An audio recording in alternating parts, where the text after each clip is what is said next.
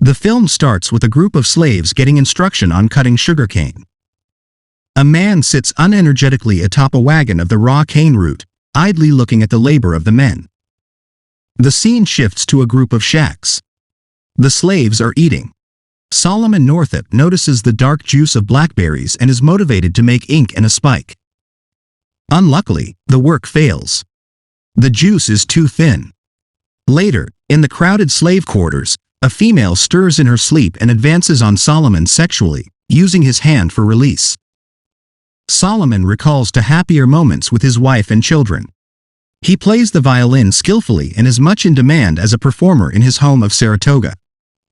Later that night, after settling the children in their beds, he talks with his wife, who will shortly take the children with her as she works as a cook. He playfully expresses jealousy at being depressed of her cooking. The next morning he sees them off in a carriage. Later that afternoon, he meets a friend who introduces him to two travelers, Brown and Hamilton, claiming to work with a circus-like show. They promise him an outrageous sum to accompany them to Washington, D.C. and promise his return before his wife gets back. He says okay and to join them. Later, the trio at a restaurant in D.C. His patrons plunk down a bag of coins in excess of their promised sum. They share wine and one of them lookouts closely as Solomon drains his glass. Everybody is having a great time. Abruptly, Solomon awakes in a dank cell, chained to the floor. In a series of recall, his friends carry him up to his hotel room, excusing his drunken stupor to other patrons. Brown urges Hamilton that time is short, and they need to be done with it. Their departure ends the flashback, and Solomon in the cell where he is told that he is a runaway Georgia slave. Despite his protests of being a free man, he has no papers. Solomon is harshly beaten and finally sent into a slave pen with others. He discusses his situation with Clemens, an actually educated slave who advises him on the dire nature of their situation. Soon a mother, Eliza, and daughter are brought to the pen to join a previously captured son. She tries to keep a fearless face while accepting the forthcoming tragedy. Under cover of darkness, they are pulled from their cell, chained and transported to a riverboat. They are led to the hold, crowded with other human cargo. Clemens repeats his advice that Solomon retains a low profile, denying his ability to read and write. They encounter another slave, Robert, who wants to revolt and take over the ship. They anticipate their odds before opting for caution. Later that night, a slaver visits the hold and awakens Eliza to rape her. Robert tries to stop the rape, is knifed and killed. Clemens and Solomon are charged with dropping the body in the river, prompting Clemens to remark that Robert is better off in death. Later, they reach at a dock. Clemens' master is waiting for them and instantly demands the return on his stolen property. Clemens thankfully runs down into the embrace of his master. Solomon has lost his only friend. After disembarking, a slaver, named Freeman, calls his new property to their feet by announcing their names. He sounds Solomon Platt, which he obviously doesn't know. Solomon is slapped for denying the name. The humiliation of Freeman's slave operation is displayed as the naked slaves bathe in buckets at his offices. Inside, he puts on his sales spiel to eager customers. A genteel plantation owner, Ford, expresses interest in Solomon and Eliza. She requests him to take her children as well, but Freeman hesitates, suddenly selling her son to another buyer. Ford tries to buy her daughter, but yet again Freeman won't adjust his price. Ford can only afford to pay for the two. Eliza is distressed and wildly screams in her sorrow, upsetting the sale. Solomon is ordered to play the fiddle to lighten the mood. Ford transports his buying back to his estate. Eliza has been crying the whole trip. Ford's wife mentions that food and a night's rest will help her forget them. The next morning, the slaves are introduced to Tybeats, a slave trainer, and Ford's overseer, Chapin. Tybeats sings a derisive song warning the slaves against escape as they perform their labor. They continue in axing wood and ultimately encounter a small band of native people with whom they share a brief respite. Solomon sees a stringed instrument and appears to recall his own violin. The next day, Solomon approaches Ford with a novel idea to transport the lumber via the river. Tybeats is extremely patronizing, but Ford is impressed with Solomon's opinions and is persuaded. The system succeeds, and Tybeats is embarrassed. Ford offers Solomon a violin to play as a reward. Back at the slave quarters, Eliza is moaning in sadness over the loss of her children. Solomon is irritated by the noise and debates her about surviving under Ford's decent treatment. Eliza debates back that Ford must surely realize that Solomon is not a slave, yet does nothing to free him. Solomon is given pause. Eliza is eventually sold off as Ford's wife can't bear the noise. The next few days, Tybeats tries to wreak petty revenge on Solomon, leading to a verbal confrontation. Tybeats tries to beat Solomon, who fights back and gets the better of him. Chapin comes upon the scene and sends Tybeats scurrying. He advises him that he cannot protect him if he runs and implies that he will get Ford to straighten it out. Later, Tybeats has grouped some thugs to hang Solomon for daring to fight him. They have the trap around his neck and are preparing to hang him when Chapin returns, guns drawn. He chases them off but allows Solomon to hang there, hardly able to support his weight, on tiptoes, punishment for striking a white man. Gradually, slaves emerge from their cabins and appear to take no notice of his plight. Thank you for watching video. Subscribe our channel for more videos. Like, share and hit your commands. A woman secretively brings him some water, but quickly retreats. In what appears to be hours later, Ford finally returns and slices the rope, saving Solomon.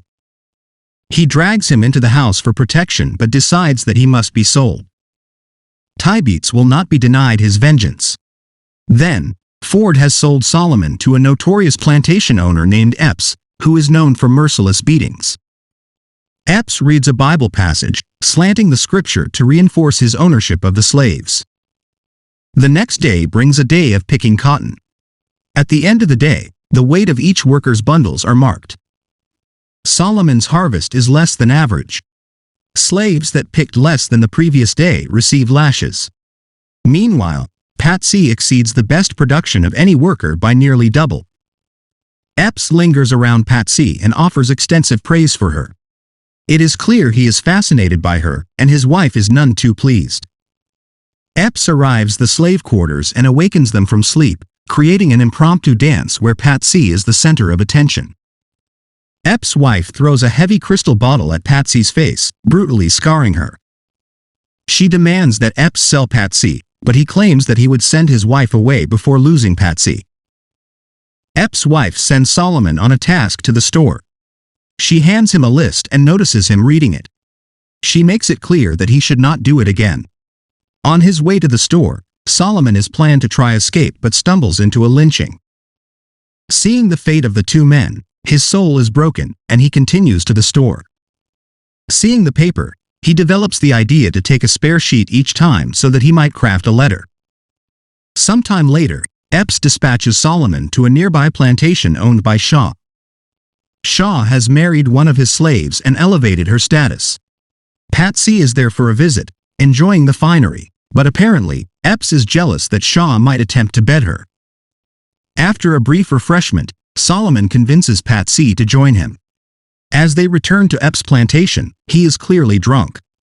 Solomon whispers to Patsy that she avoid Epps, which Epps interprets as Solomon making a sexual advance. After a drunken chase around the yard, Mistress Shaw intervenes, if only to express her disgust at her husband's obsession with Patsy. Later that night, Epps came to the slave quarters and rapes her. Mistress Shaw has had enough of her husband's affair and punishes Patsy before cruelly slashing her face. Later that night, Patsy begs Solomon to strangle her and dispose of her body. She can no longer bear the burden of Epps' rapes and his wife's torments. Solomon declines, notwithstanding her entreaties. Sometime later, Epps' cotton crops have been devastated by insects. 2 crops have been lost, and he decides to lend his slaves to a judge who can derive some use of them and pay the mortgage on their purchases. This returns us to the opening scene, where Solomon is cutting sugarcane. The judge notices Solomon's skill and recommends him to a neighbor seeking music for a party. As a bonus, the judges say Solomon may keep whatever wages he earns. The party is a fancy costumed affair, and Solomon clearly perceives parallels between his old life as a free man and his forced slavery. The party is over, and it's time to return to Epps' farm. As Solomon walks up to the house, Patsy's blood-stained eye indicates that her torments have continued. The cotton crop is in, and that means it's back to the fields. This time, they are joined by a white laborer Armsby, who is picking to earn money to get back on his feet. Although his yield is well below any other worker, he is spared the whipping that all the other slaves receive. In the quarters, he tends to Solomon's wounds and tells his story. He seems to be a decent man and a kindly ear. Solomon decides to risk trusting him with sending a letter north, in hopes of securing his freedom. He gives Armsby all his earnings from the party and swears him to secrecy. He will deliver the letter to him in 2 days. Just that night, Solomon sets about creating ink and drafts the letter. Epps enters the quarters and walks Solomon outside. Armsby has broken his word and told Epps everything. Luckily, he told his story before Solomon gave him the letter. Thinking quickly, and playing on Epps' low opinion of slaves, he flips the story on Armsby, branding him a liar who is seeking to curry favor in order to get a job. This story persuades Epps and Solomon is spared. Later, Solomon fires the letter and watches as his courage of freedom are extinguished in the ashes. Later, a team of workers building a structure with a hired hand, Bass. Bass is from the North and holds strong abolitionist views that fly in the face of Epps' strongly pro-slavery leanings. The chatter back and forth in front of Solomon, piquing his interest. Later, Epps is in an agitation about Patsy. She's gone missing, and Epps considers she has escaped. He threatens all the women with violence over her loss. However, she has simply been back to Shaw's plantation to visit her friend. She attempts to convince Epps that she is true to him and went there to get some soap, a luxury that Epps' wife has denied her. She loudly asserts her worth and insists that she deserves to be clean. Epps is pushed over the edge by his wife's wrangling and calls for her to be tied to the whipping post. As he prepares to strike, he finds himself unable to inflict the punishment. He orders that Solomon do it. At first, Solomon tries to be gentle, but Mistress Epps sees through the trick and pushes her husband to increase the severity. Epps points a gun to Solomon's head and threatens he will kill every slave he sees if he doesn't lash Patsy harder. Faced with an unspeakable choice, he lashes her harder, a pink mist of blood accompanying every new strike. After her pauses, Epps rushes forward, seething with rage, and finally lashes Patsy himself. The brutal punishment rends her flesh to strips, and she collapses. Solomon finds himself alone with Bass, the hired hand. He asks where he's from, and when Bass replies, Canada, Solomon offers convincing knowledge of the country. Bass asks how he's so well traveled, and Solomon explains his dire situation. Bass comes to believe Solomon's story and distinguishes the horrible injustice of it. As they continue work, Solomon takes a chance and asks Bass to write letters to his friends in Saratoga. Bass agrees. Then the work is finished, and he leaves. He has no idea whether Bass has kept his word. We don't know how long Bass has been gone, but the tears in Solomon's eyes indicate that perhaps he's beginning to think that he has been betrayed again. Then, a group of men preparing the soil and planting seeds. A carriage pulls up to the Epps plantation, and an official-looking man calls out for Platt. He answers and approaches him. The man asks him some questions and points to another man in the carriage. It is Mr. Parker, a shop owner from Saratoga and friend of Solomon's. With little further prompting, the man is influenced, and Solomon hurries to hug his friend. Epps is enraged and shouts empty threats. The man denies the arguments with Epps, and Parker helps Solomon into the carriage that will take him to safety. Patsy is there and calls out to him. Solomon jumps from the carriage to hug her before his departure. As he leaves, Patsy collapses in sorrow. Now Solomon has been carried home. Outside his door, he appears overcome at having been delivered from his nightmare. Upon entering, he sees his family. They are 12 years older but overwhelmed at seeing him. His daughter has wedded and named their son, Solomon Northup. Tears flow as they gather around him and welcome him home. Thank you for watching video. Subscribe our channel for more videos. Like, share and hit your commands.